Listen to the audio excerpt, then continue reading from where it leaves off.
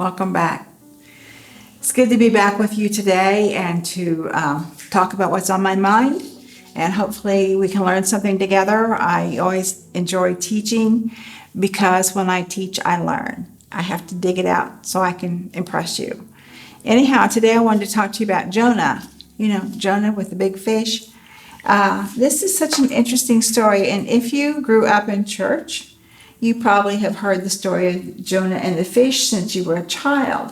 If you did not grow up in church, you probably only in the last few years have become across the story, and you think, how can that be? Well, this is a matter of, do you believe in miracles? A lot of walking with the Lord is, do you believe in miracles? I do. So I don't have a hard time with some of this stuff. If you don't believe in miracles, hang on. So over the last few years, there's been a lot of verbiage and discussion about whether or not Jonah and the whale story is true, whether or not it was really a whale or if it's just a big fish. You know, I think people think Jaws, that kind of thing. And it boils down to believing in miracles. Jonah lived in about the 8th century BCE, before the Common Era. And he was from the village of Gath-Hepher, which was a village north of Nazareth, if you've been to Israel. He was a prophet. He was the son of Amittai, whom we don't really know anything about. And he lived during the time of the second Jeroboam and was very active as a prophet. He was near the Jordan River, east of Jerusalem, when he received the call from God to go to Nineveh, which is where we come into this story. Now, a little bit of geographical layout here. You have the Jordan River comes down. If you've not been to Israel, the Jordan River comes down and it divides Israel on the west from Jordan on the east. And it's in a valley. And then you go up to Jerusalem. And you can go across the mountains up to Jerusalem. Jerusalem's on a mountaintop. And then you go down the mountains, through the valley, and through the plains to the Mediterranean. And Joppa is on the Mediterranean. Tel Aviv is actually a suburb of Joppa. Joppa was before Tel Aviv. Anyhow, when Jonah got the call to go to Nineveh, he was over by the Jordan River. And it would have been so easy for him to turn right, go back up toward Nineveh. Nineveh is where Mosul, Iraq is today. Okay, so much easier just to go straight north and a little bit east and get over there. However, Jonah didn't want to go to Nineveh. There were a lot of reasons he didn't want to go to Nineveh, but one of it was because he didn't like them. Pretty simple. He didn't like the Ninevites. They were Gentiles. He didn't want them saved. And he knew that if God was sending him to Nineveh, they would definitely accept God. So he goes, the whole book of Jonah is only 4 chapters long. I mean, it's really short, really, really short. But it's a powerful story. So let's go to Jonah 1, verses 2 and 3. God says, "Arise, go to Nineveh, the great city, and cry out against it, for their wickedness has come up before me." But Jonah rose up to flee to Tarshish from the presence of the Lord. So he went down to Joppa from a ship which was going to Tarshish, paid the fare, went down into it to go with them to Tarshish from the presence of the Lord. He was hiding on the boat. Not a good place to hide. So, as I said a while ago, he was over here at the Jordan River when he got the call, went up over the mountains, down through the plains to Joppa to get on the boat to go way over here to Tarshish. Well, Nineveh is referenced as the great city because of its size and its affluence. In fact, it was the largest city in the world, that is the world as it was known then, for 50 years. And it was the ancient capital of Assyria. Why, when Jonah was such a good prophet, would he disobey God and not want to go to Nineveh? It's because he just flat didn't want them to be saved. According to the sages, the Jewish sages, Jonah was in such a hurry to go to Tarshish that he paid the entire passage fee. That means he bought all the tickets. He paid for it. He just wanted to get out of dock. He wanted to go, go, go. You can't outrun God. If God's called you to do something, you might as well just buckle up and do it. Anyhow, he tries to go. It didn't do him much good. He goes down in the boat, he goes to sleep, they go out to sea, and they get into a storm. Now, do you believe God controls the weather? Okay, so they go to sea, they get into a storm. The sailors who are pagans were frightened, and they prayed to their gods to stop the storm, which came up suddenly and violently. I'm from Oklahoma. I know about storms that come up suddenly and violently. Fortunately, we're not on the water when that happens. Then in Jonah 1:5, it says, Then the sailors became afraid, and every man cried to his God, and they threw the cargo which was in the ship into the sea to lighten it for them. But Jonah had gone below into the hold of the ship, down and fallen asleep. Jonah was less afraid of the storm than he was of going to Nineveh. He was asleep in the cargo bay. According to the sages, one of the reasons he didn't want to go to Nineveh was because Israel, at that time, was also worshiping idols. And he knew if Nineveh got their act together before God, it would make Israel look bad. Okay. The captain of the ship woke him and told him he had to do something. He had to pray. He had to do something. Pray to your own God. Maybe your God will do something. Our gods won't. And now these were men of the sea. They knew about storms and they knew what to do, but they were terrified. However, they were pretty sure it was a God thing because the storm came up so fast.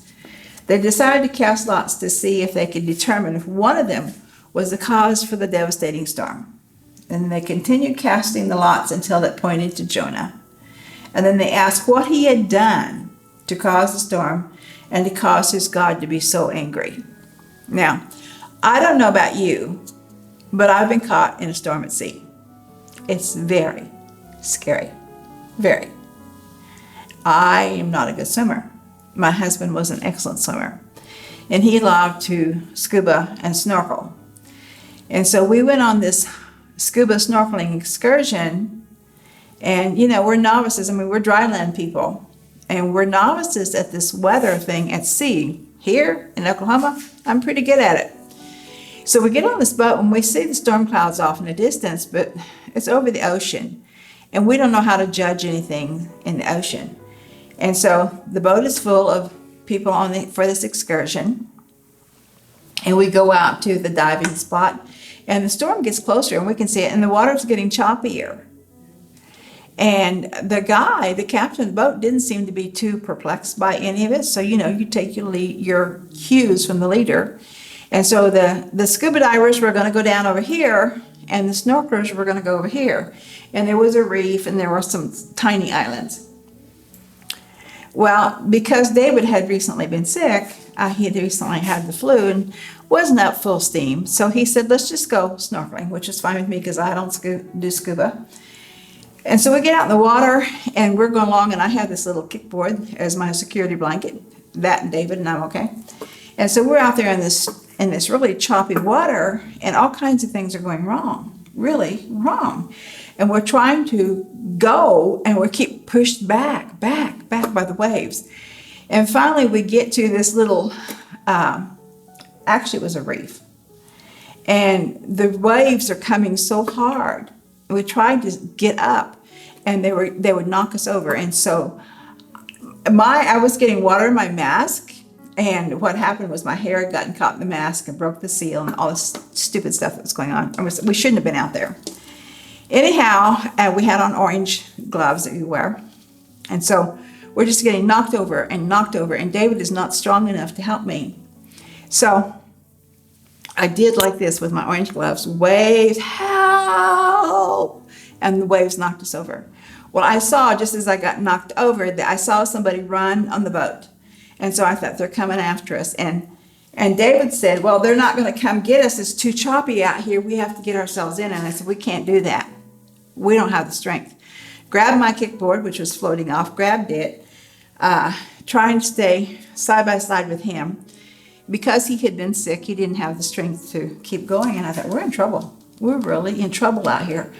And no one else could help us. And so here comes the guy from the boat. He has this special equipment. He comes over and he gets to us, and I said, get him first because he's weak. And so they get David and they get me and they get us back on the boat. And people said, what happened out there? And we told them. And so they're trying to get, the captain had gone down scuba diving with people below us. And so the way they get their attention, because they don't have any clue what's going on up on surface. And so they kept starting the boat, shutting off, signaling the captain. So when the captain came up, he was a little alarmed at how bad the storm had gotten. It couldn't have been over 30 minutes, the whole thing. And so David overheard him say, I hope we can make it back in. So we're chugging along in this boat trying to get our way back to where we left.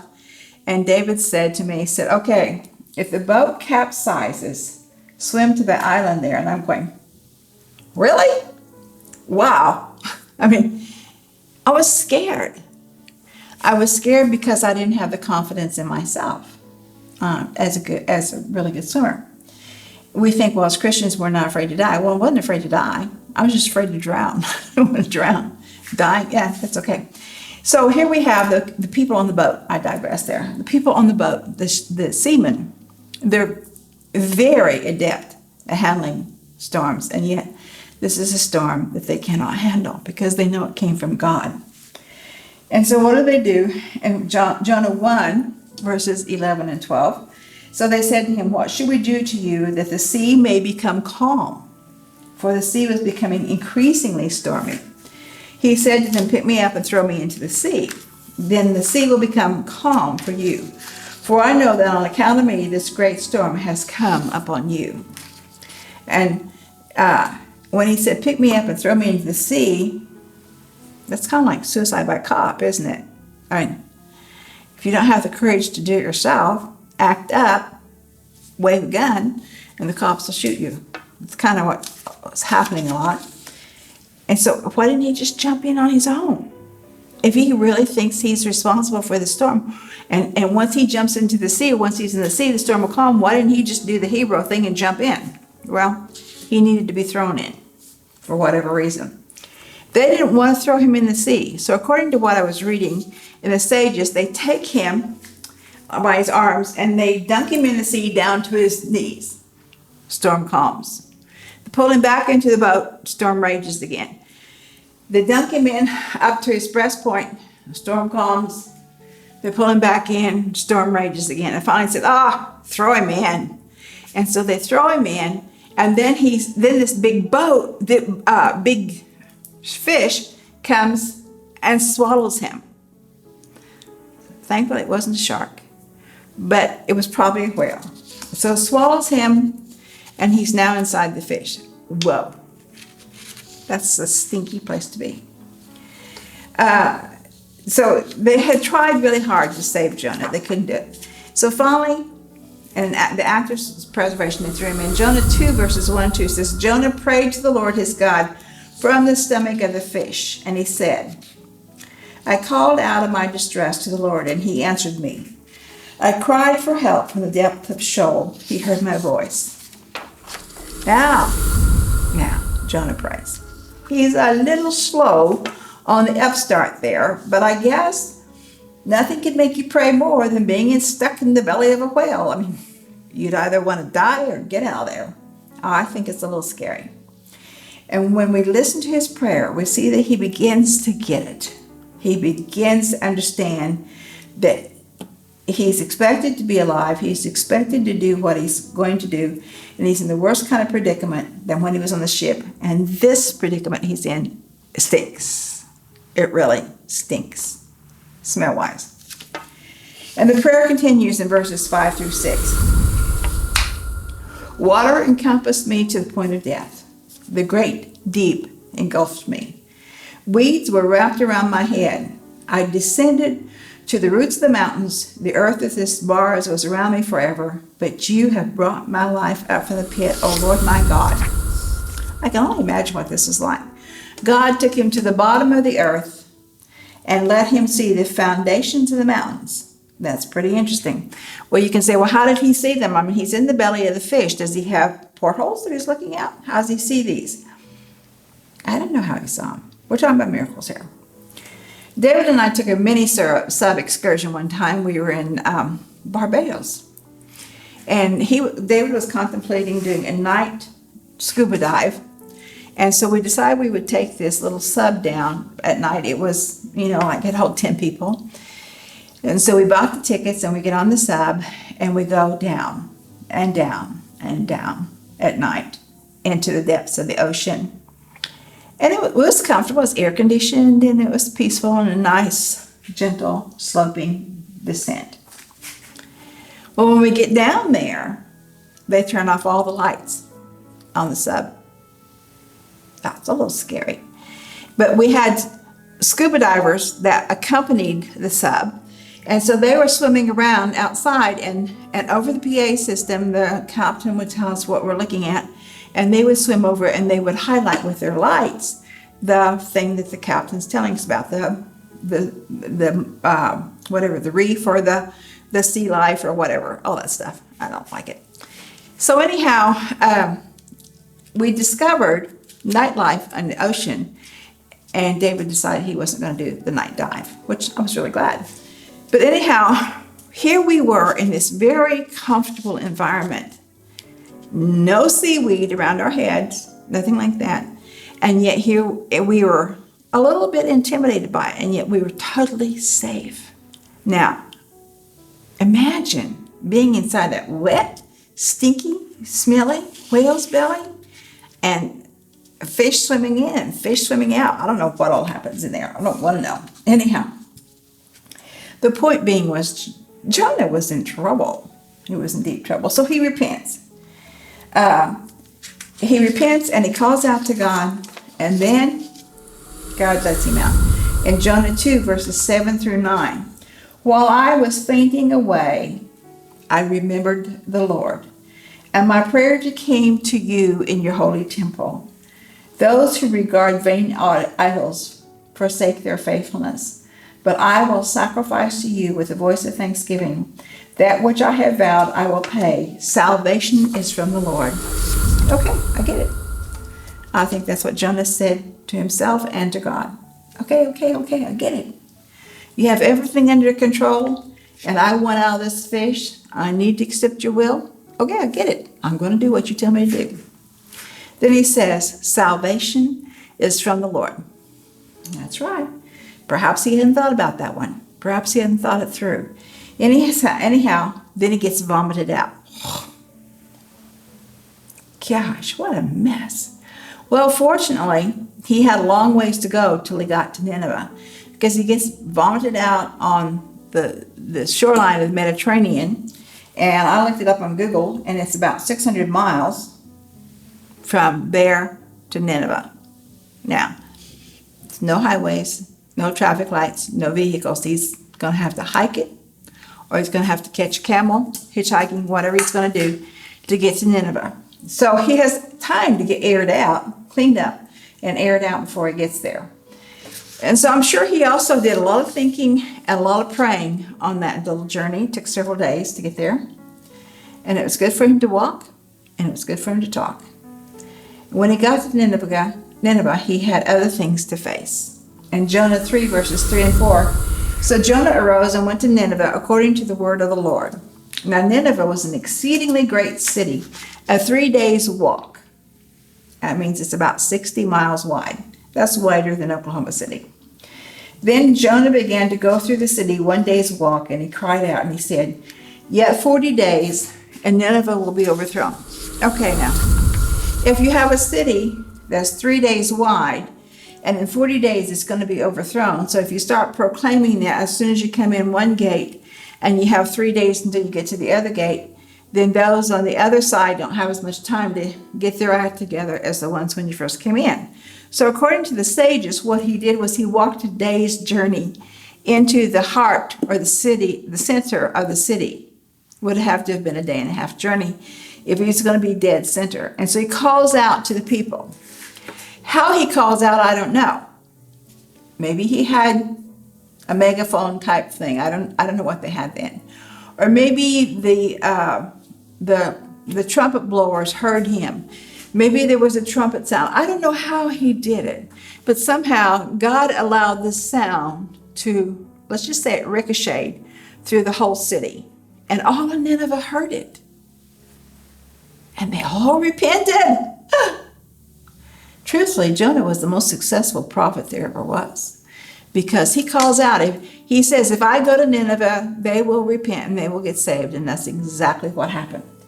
And so he sees them all. He sees them with sackcloth on. Even the king puts on sackcloth.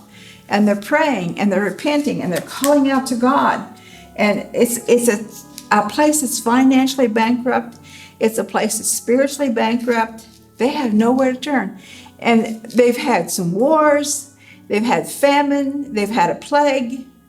They don't want any more stuff coming against them. Now think about us here. We've had hurricanes. We've had earthquakes. We've had fires. People tell me that there's a volcano that's going to blow in Wyoming. I mean, don't you think it's time for us to call out to God? Don't you think it's kind of time for us to repent, get our act together? Well, Nineveh come to the fact that it's time for us to get our act together, guys. And so they fall on their face before this God that Jonah's telling them about, and they repented and they called out to God. And they're praying, and they're weeping, and they're wearing sackcloth. That's called repentance. Now, sackcloth is a strange thing. I think of gunny sack. When I was a kid on the farm in northern Oklahoma, my dad used to get things sometimes in gunny sack feed. It has to be pretty sturdy feed, because the gunny sack is a woven fabric like this, and it has some small holes in it, and it's very itchy. You know, we used to think we wanted to play with it, but then it would make us itch. Now, whether it was the gunny sack itself or what was in it, I don't know, but Mother never wanted to come into the house. So gunny sack is not an appropriate thing to play in, and so that's what I think of when we talk about sackcloth. It's nasty, itchy stuff. And yet they had put this on under their garments. They were wearing the sackcloth. There's another thing that I've learned too, that, you know, when the men got ready for war, under their metal mesh things that they wore, they would put this sackcloth on because it protected the skin from getting cut by the metal. Now, I don't know if you've ever thought about that or not. I didn't. But you know, if you've ever taken the flip top of a soda can or a beer can, whatever it is you're doing, and you click them together, you know how you can fold them over and click them together? Those are rough. And they will scratch and they could cut. So I guess that's how it is if you're wearing this military equipment that looks like, I think they call it iron mail or something like that, I'm not sure. Well, anyhow, so they had to wear this garment underneath it. So they had the garments. And so they wore them and they repented. Now, Jonah delivered his message. And then he's going to wait and see what happened. So he clumps up over here to a hilltop, and he sits down, and it's a little warm. So he decides he needs shade, because he's going to sit there for a few days and look down on Nineveh to see. He wants enough distance away from Nineveh so when God's finger reaches out and destroys Nineveh, he's out of the line of fire. So he builds himself a shade. Think of a canopy kind of shade. And he builds himself a shade. Now God comes along and he says, okay, I'm going to help him out here. So God puts a gourd plant in the ground. And the gourd goes up quickly. I'm thinking of Jack and the Beanstalk here. Goes up real fast, and comes over the canopy and adds to the shade. Maybe provide shade around the side. I don't know. This is God. He can do whatever he wants to do. But there's enough shade here that Jonah's pretty comfortable. Until God sends a worm, a little inchy worm, to start eating on the gourd plant. Now, if you've ever planted anything, and I've planted a few things, I'll tell you, I am not a gardener. But if you've ever planted anything, you can get so excited about what's happening in that garden and the way things are growing and the way they look so good. And then along comes a little bug and starts eating. And those little bugs, I don't know why God created those little suckers, but they can destroy your plant real fast. And this is what was happening with this little worm that's coming along, inching his way along, eating the plant, and the gourd wilts. And Jonah is ticked off now. He's really upset. He's sad that the plant is gone because the plant was for him. It was for his protection. It was giving him comfort from the heat, maybe from the wind, I don't know. But all of a sudden this plant is gone and he's really angry about it. And God says, Jonah, you're mad about that plant? And you had nothing to do with the plant. I planted it for you. I nurtured it. I made it grow up and provide you the shade that you had from it. And I sent the worm to destroy the plant. And you're angry over that, and yet you want me to destroy these people? The people that I created? The people that live in Nineveh, the thousands of people there, you want me to destroy them and you had nothing to do with them? I created them. You are sadder over that gourd plant than you are over the loss of life in Nineveh. Well, Nineveh did not get destroyed. The people lived. Everything was good. Now, if I can get this in here, Jonah is the son of the widow of Zarephath of Sidon. And this is where Elijah went to hide out from Jezebel. And I'm going to run out of time, so I'll tell you that story some other time when we're together. But just think about that. This is a guy who grew up in the house of the prophets. He knew prophecy. Shalom, Shalom, Yerushalayim.